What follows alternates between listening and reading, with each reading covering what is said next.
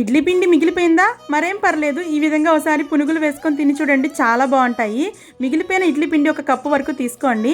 ఇందులోకి సన్నగా కట్ చేసిన ఉల్లిపాయ ముక్కలు, పచ్చిమిరపకాయ ముక్కలు, 1 టీ స్పూన్ జీలకర్ర, 1/2 టీ స్పూన్ ఉప్పు వేసుకొని 3/4 కప్పు వరకు మైదా పిండి వేసుకొని బాగా కలిపేసుకోండి. బ్యాటర్ ఈ విధంగా ఉండాలి. ఒక అరగంట వరకు మ్యారినేట్ చేసుకుందాము. పిండి నానే లోపల బడ్జెట్ లో ఒక మంచి డ్రెస్ రివ్యూ అయితే షేర్ చేస్తున్నా. ఇది సాఫ్ట్ మల్మల్ కాటన్ మెటీరియల్ అండి. యోక్ పార్ట్ మొత్తం ఈ విధంగా గ్లాస్ బీడ్స్ వర్క్ అయితే వస్తుంది. ఈ ఫ్రాక్ ఈ మధ్య బాగా ట్రెండింగ్ లో ఉంది.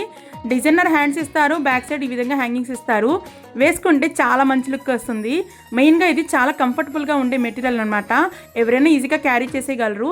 షియా కలెక్షన్స్ అని ఇన్స్టా పేజ్లో తీసుకున్నాను, వాళ్ళ పేజ్ని చెక్ చేసి ఆర్డర్ చేసుకోండి. ఇలాంటి కలెక్షన్ చాలానే ఉంది. ఇంకా పిండి అయితే నానిపోయింది. కడాయిలోకి డీప్ ఫ్రైకి సరిపడా ఆయిల్ పెట్టేసి ఈ విధంగా పునుగులు మాదిరిగా వేసుకొని గోల్డెన్ బ్రౌన్ కలర్ వచ్చాక ప్లేట్లోకి తీసేసుకోండి. ఇడ్లీ పిండి ఉంటే చాలండి, అన్ని ఇంట్లో ఉన్న వాటితోనే ఈజీగా సాఫ్ట్ అయిన పునుగులు చేసేసుకోవచ్చు. టేస్ట్ చాలా బాగుంటుంది.